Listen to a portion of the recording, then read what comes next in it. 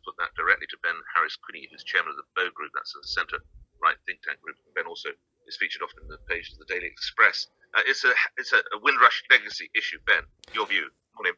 Good morning. Well, I don't think it can be described as a Windrush issue, because we have to remember that Windrush was about, really the scandal was about lost landing cards for people that had come here legitimately and weren't criminals and were being deported because of a mix-up at the Home Office. This is about people that have committed very serious crimes. I mean, what we heard earlier, you don't get a 12-month sentence. Very rare that you get a 12-month sentence of cannabis possession.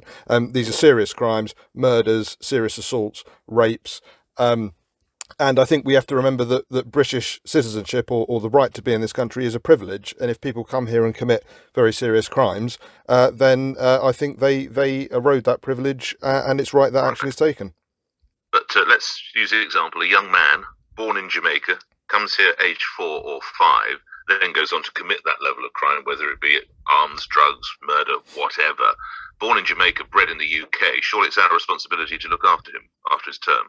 No, I don't think so. I think if you have, so he came here at 5. Ben? Well, it doesn't matter, because, as I say, what's happened is a very serious crime has been committed, and we have to maintain the position that citizenship and residence in this country is a privilege, and it's not a privilege for those that come here and abuse our systems and kill people and commit serious crime. So I don't think you can say, well, yes, but he's been here since he was a child. The same rule must apply for everyone. And I think the message is that if you commit serious crime, there are serious consequences. Even though you may be going back to a country where you have effectively no network, no support network.